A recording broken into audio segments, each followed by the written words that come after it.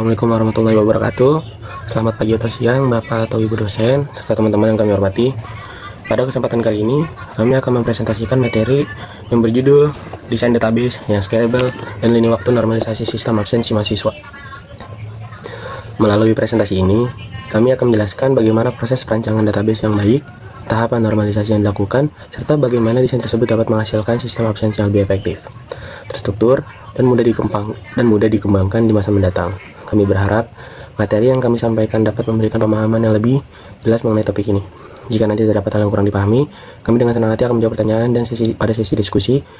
Tanpa berlama-lama lagi, mari kita mulai presentasinya. Namun sebelum itu, perkenalkan, nama saya Randy Jasumar Ramadan dengan NIM 19251369. Perkenalkan, nama saya Aulia Rizky Dwi Martar Ayu dengan NIM 19251852. Perkenalkan, nama saya Siti Rahmawati dengan NIM 19252102. Nama saya Muhammad Indian Syarif dengan NIM 19250235. Perkenalkan, nama saya Hanifah Banin, NIM 19251043. Saya Farah Fuzihana dengan NIM 19250861. Nama saya Salsabila Putri dengan NIM 19250712. Saya Afina Izzatur Rahmah dengan NIM 19252123. Perkenalkan, nama saya Rajwa Naima dengan NIM 19251613. Saya Putri Lestari dengan NIM 19252541. Pada bagian ini, saya akan menjelaskan alasan mengapa kami memilih sistem absensi mahasiswa sebagai subjek normalisasi. Sistem absensi mahasiswa dipilih karena memiliki hubungan data yang cukup kompleks antara data mahasiswa, dosen, mata kuliah, dan data transaksi absensi. Jika seluruh data tersebut disimpan dalam satu tabel, maka akan menimbulkan beberapa permasalahan. Permasalahan pertama adalah redundansi data, yaitu data seperti nama mahasiswa, nama dosen, dan mata kuliah akan tersimpan berulang kali pada setiap data absensi. Hal ini menyebabkan pemborosan ruang penyimpanan. Permasalahan kedua adalah anomali update. Misalnya, jika terjadi perubahan data dosen, seperti perubahan nama atau gelar, maka perubahan tersebut harus dilakukan pada semua data yang berkaitan.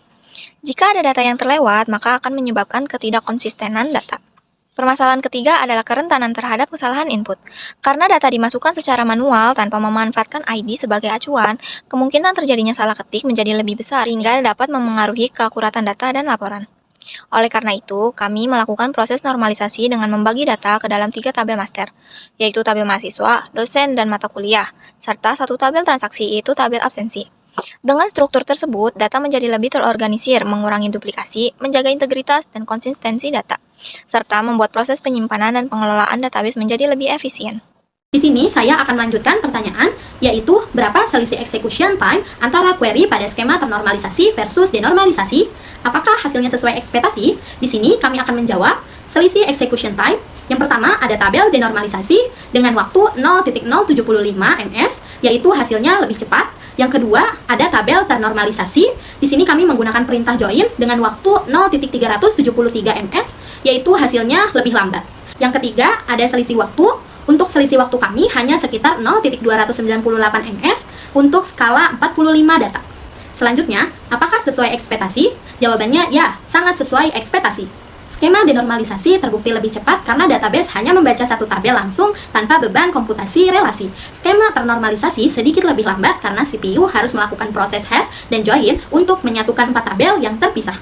Lalu selanjutnya ada di PG admin. Dari aplikasinya sendiri, itu tuh pengertiannya adalah aplikasi berbasis KUI atau Graphical User Interface yang digunakan untuk mengelola database PostgreSQL. Nah, fungsinya tuh buat apa aja sih? Fungsinya itu ada membuat dan mengelola database, menjalankan perintah SQL untuk query tool-nya, terus buat tabel, relasi, juga mengelola datanya, serta memantau aktivitas dan performa database. Nah, kelebihannya itu ada antar muka mudah digunakan, lalu ada mendukung pembuatan IRD dan pengelolaan objek database, serta gratis dan bersifat open source.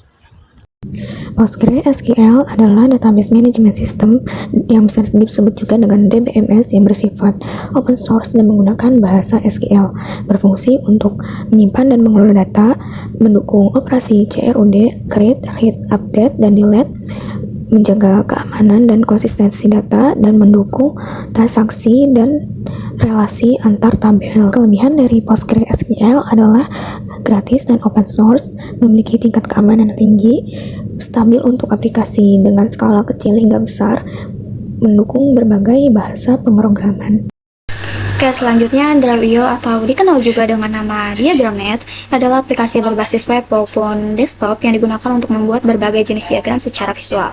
Drive.io memiliki beberapa fungsi utama. Pertama, digunakan untuk membuat Entity Relationship Diagram atau ERD. Kedua, digunakan untuk membuat flowchart dan diagram alur sistem. Ketiga, digunakan untuk mendesain struktur database dan hubungan antar entitas. Keempat, aplikasi ini memudahkan proses perancangan sistem sebelum masuk ke tahap implementasi. Drive.io memiliki beberapa kelebihan. Aplikasi ini gratis dan bersifat open source.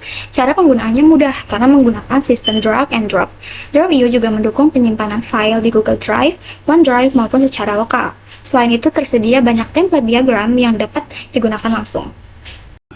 Pada slide ini merupakan ERD sebelum normalisasi. Semua data masih disimpan dalam satu entitas, yaitu data absensi. Di dalamnya terdapat data mahasiswa, mata kuliah, dosen, serta data absensi. Struktur seperti ini masih memiliki kelemahan karena banyak data yang berulang, seperti nama mahasiswa, nama dosen, dan nama mata kuliah. Hal ini dapat menyebabkan pemborosan penyimpanan dan menyulitkan saat ada perubahan data. Oleh karena itu, diperlukan proses normalisasi agar struktur database menjadi lebih baik. Pada slide ini merupakan ERD setelah normalisasi, data sudah dipisahkan menjadi 4 entitas, yaitu mahasiswa, absensi, mata kuliah, dan dosen. Setiap tabel memiliki fungsi masing-masing dan saling terhubung melalui foreign key. Tabel mahasiswa menyimpan data mahasiswa, tabel absensi menyimpan data kehadiran, tabel mata kuliah menyimpan informasi mata kuliah, dan tabel dosen menyimpan data dosen pengajar. Dengan proses normalisasi ini, data menjadi lebih terstruktur, mengurangi duplikasi, menjaga konsistensi data, dan membuat pengelolaan data menjadi lebih mudah. Kita lanjut kepada kesimpulan. Yang pertama, performa versus integritas data. Pada tabel denormalisasi unggul dalam kecepatan baca lebih cepat 0,298 ms karena tanpa join, namun sangat buruk untuk manajemen data karena memicu pemborosan memori dan anomali saat update. Tabel ternormalisasi membutuhkan waktu sedikit lama, sekiranya 0,379 ms karena beban komutasi join, tetapi menjamin 100% konsisten, rapi, dan aman dari salah ketik. Yang kedua, hasil pengujian sesuai teori, yaitu selisih waktu sebesar 0,29 ms, 0,298 ms pada 45 data membuktikan bahwa proses multi-join pada skema 3NF memberikan sedikit overhead, yaitu beban ekstra pada CPU, namun dampaknya tidak signifikan pada skala kecil, pada skala data kecil. Yang ketiga, ada rekomendasi desain. Untuk sistem efisiensi perkuliahan di dunia nyata, skema ternormalisasi atau 3NF itu adalah pilihan terbaik. Keamanan dan konsistensi data jauh lebih krusial daripada mengejar selisih performa mikrodetik yang bisa diatasi dengan fitur indexing. Pada tahap awal ini, saya membuat tabel denormalisasi yang bernama data absensi. Seluruh data absensi masih disimpan dalam satu tabel, tujuannya itu untuk menggambarkan kondisi awal database sebelum dilakukannya normalisasi. Pada tabel data absensi ini berisi ada ID absensi sebagai primary key dengan tipe data varchar, lalu ada name dengan tipe datanya varchar, nama mahasiswa, tipe datanya varchar, jurusan, tipe datanya varchar, kelas, tipe datanya varchar, ada ID dosen, tipe datanya varchar, lalu ada nama dosen, tipe datanya varchar, ID MK atau ID mata kuliah, tipe datanya varchar, nama MK, tipe datanya varchar, SKS, tipe datanya integer, semester, tipe datanya integer juga, lalu ada tanggal, tipe datanya date, status, tipe datanya varchar. Tabel berhasil dibuat. Setelah tabel berhasil dibuat, langkah berikutnya adalah mengisi data menggunakan perintah insert info. Di sini saya memasukkan 45 data absensi yang berisi informasi mahasiswa, dosen, mata kuliah, tanggal, dan status kehadiran. Data berhasil ditambahkan. Jika datanya sudah memenuhi 1NF atau personal mail form, langkah selanjutnya yaitu melakukan normalisasi ke 2NF atau second normal form. Pada tahap ini, data mulai dipisah menjadi beberapa tabel berdasarkan kelompoknya. Yang pertama, kami membuat tabel mahasiswa yang berisi name sebagai primary key dengan tipe data varchar, lalu ada nama mahasiswa, tipe datanya varchar, lalu ada jurusan, tipe datanya varchar, selanjutnya ada kelas dengan tipe data varchar. Tabel berhasil dibuat. Selanjutnya, membuat tabel mata kuliah yang berisi ID MK atau mata kuliah sebagai primary key dengan tipe data varchar, lalu nama mata kuliah, tipe datanya varchar, SKS, tipe datanya integer, semester, tipe datanya integer, lalu ada ID dosen dengan tipe data varchar, nama dosen dengan tipe data varchar. Tabel berhasil dibuat.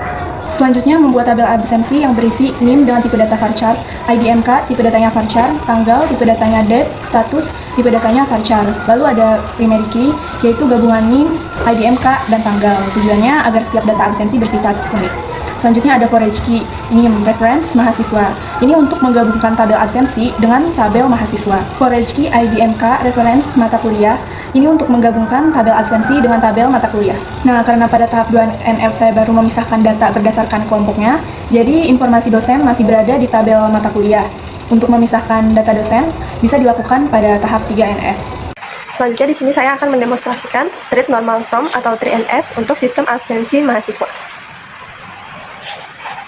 Pada bagian pertama, kita membuat tabel mahasiswa menggunakan perintah create tabel. Dalam tabel ini terdapat beberapa data, yaitu yang pertama NIM menggunakan tipe data varchar 15 yang dijadikan sebagai primary key.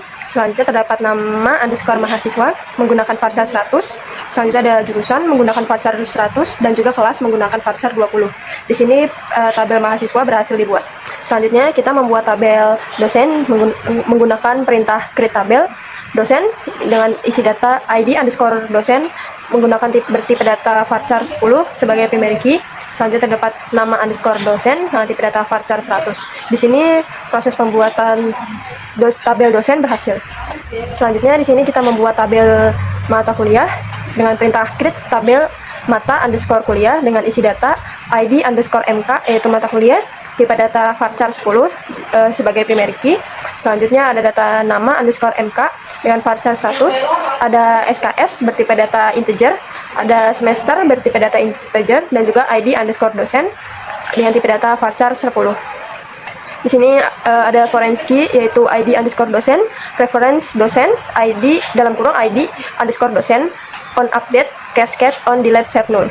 Di sini proses pembuatan tabel mata kuliah berhasil. Selanjutnya di sini membuat tabel transaksi absensi dengan perintah create tabel absensi dengan isi data ID underscore absensi bertipe data varchar 20 sebagai primary key.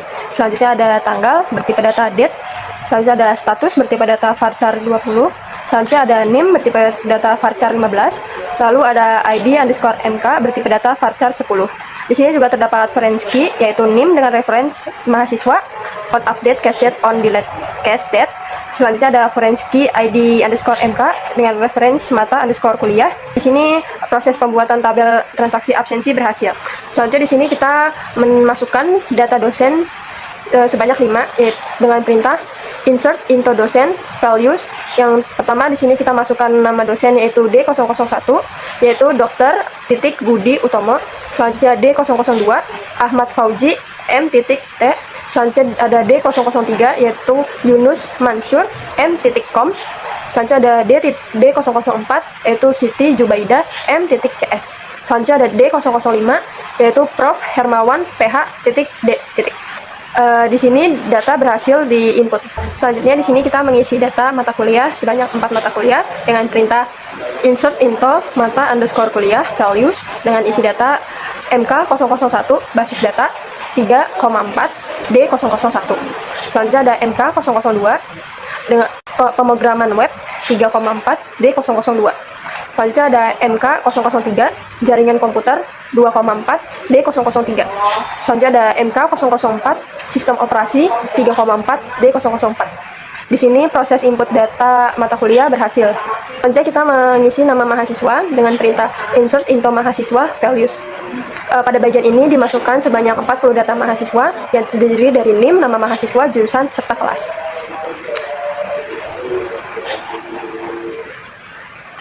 Selanjutnya di sini kita mengisi data absensi dengan perintah insert into absensi values. Pada bagian ini juga dimasukkan 45 data transaksi absensi. Setiap transaksi menyimpan ID absensi, tanggal, status kehadiran, NIM mahasiswa, serta ID mata kuliah. Di sini saya akan menjelaskan bagian uji performa atau benchmark query. Untuk pertama, kita di sini membaca kasus A dulu, yaitu baca data di tabel tunggal atau denormalisasi. Di sini ada expand analyze. Expand analyze itu merupakan instruksi khusus kepada PostgreSQL untuk tidak hanya menjalankan query, tetapi juga mengukur waktu real, melacak penggunaan memori, dan menampilkan rencana eksekusinya. Lalu di sini ada select nama underscore mahasiswa, nama underscore MK, tanggal, status. Itu merupakan perintah untuk memilih kolom nama mahasiswa, nama mata kuliah, tanggal absensi, dan status kehadiran untuk ditampilkan ke layar nantinya. Lalu di sini ada from data underscore absensi. Itu merupakan perintah untuk mengambil data tersebut dari satu tabel tunggal bernama data underscore absensi. Lalu kita jalankan bagian tabel tunggal ini, script bagian tabel tunggal. nantinya saat kita jalankan itu dia akan berhasil dijalankan atau keluar hasilnya. Untuk hasilnya sendiri nanti ada di data output dan di situ terlihat execution time-nya. Lalu untuk yang kedua kita masuk ke bagian multitabel atau normalisasi 3NF.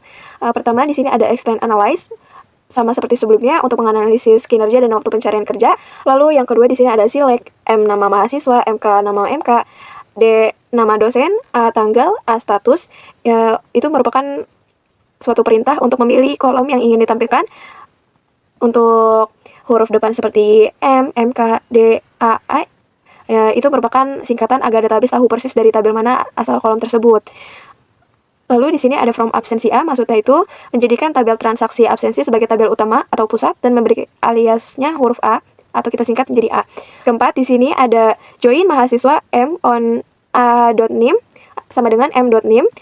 Itu merupakan perintah untuk menggabungkan tabel mahasiswa dengan alias M. Kondisi penggabungannya on adalah ketika kolom name di tabel absensi A.name memiliki nilai yang sama dengan name di tabel mahasiswa M.name. Lalu baris selanjutnya ada join mata kuliah MK on A.idmk sama dengan mk.idmk. Itu merupakan perintah untuk menghubungkan tabel mata kuliah dengan alias MK. Hubungannya dicocokkan berdasarkan kesamaan ID MK di tabel absensi dan tabel mata kuliah.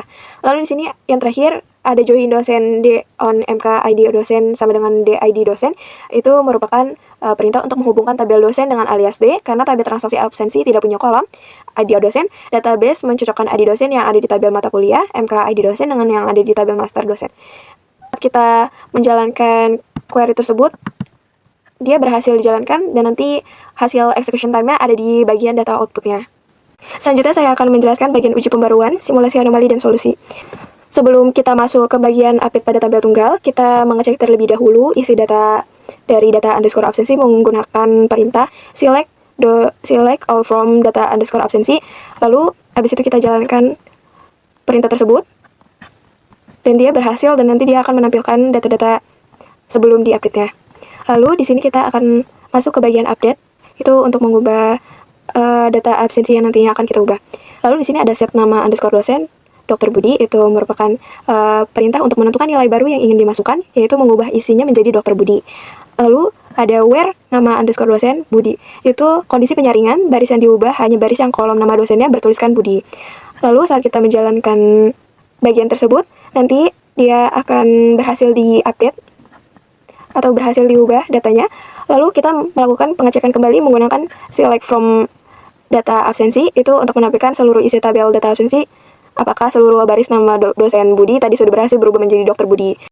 Selanjutnya kita akan lanjut ke bagian update pada tabel normalisasi. Seperti biasa sebelum kita masuk ke bagian update tabel tersebut, kita mencari atau menampilkan data dari dosen menggunakan fungsi select from dosen. Lalu kita jalankan atau eksekusi query tersebut, nanti dia akan muncul data-data dari dosennya. Lalu kita masuk ke bagian update pada tabel normalisasi. Yang pertama di sini ada update dosen, itu untuk menyuruh database bersiap mengubah data di tabel master dosen. Lalu di sini ada set nama dosen, Dr. Budi, maksudnya mengubah teks nama dosen menjadi Dr. Budi. Lalu dicari where ID dosen. Kita mencari menggunakan ID-nya itu D001, menyaring perubahan hanya untuk baris yang memiliki primary key ID dosen bernilai D001.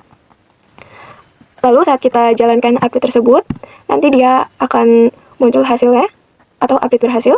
Lalu kita menggunakan select from dosen kembali untuk mengecek apakah isi master dosen tersebut nanti sudah berubah. Lalu selanjutnya di sini ada query yang terakhir, yaitu menampilkan kembali data gabungan hasil relasi normalisasi. Bisa kita lihat di layar, meskipun data kita tersebar di 4 tabel yang berbeda, demi keamanan dengan menggunakan kekuatan join, kita tetap bisa menyajikan kembali menjadi satu laporan absensi utuh yang rapi dan mudah dibaca oleh pengguna. Sistem berhasil menarik informasi nama mahasiswa dari tabel mahasiswa, nama mata kuliah dari tabel mata kuliah, nama dosen dari tabel dosen, serta tanggal dan status kehadiran langsung dari tabel transaksi absensi. Di sini Dr. Budi di baris tabel hasil. Perhatikan kolom nama dosen pada kelas basis data, sekarang semuanya otomatis sudah berubah secara seragam menjadi Dr. Budi. Padahal di langkah sebelumnya kita hanya mengubah satu baris saja di tabel master dosen. Kita sama sekali tidak menyentuh tabel transaksi absensi, namun karena tabel-tabel ini sudah terrelasi dengan balas secara 3NF, datanya otomatis konsisten dan berubah di semua baris laporan absensi tanpa ada yang terlewat. Demikian presentasi yang dapat kami sampaikan mengenai desain database yang scalable dalam dan lini waktu normalisasi sistem absensi mahasiswa. Semoga materi yang telah kami jelaskan dapat menambah wawasan dan memberikan pemahaman mengenai pentingnya perancangan database yang terstruktur secara proses normalisasi dalam membangun sistem absensi yang efisien dan mudah dikembangkan. Kami menyadari bahwa presentasi ini masih memiliki kekurangan. Oleh karena itu, kami sangat mengharapkan kritik, saran, maupun pertanyaan yang membangun berbagai bahan evaluasi dan pembelajaran bagi kami. Terima kasih atas perhatiannya dan kesempatan yang telah diberikan. Mohon maaf apabila terdapat kesalahan dalam menyampaikan maupun isi materi. Assalamualaikum warahmatullahi wabarakatuh.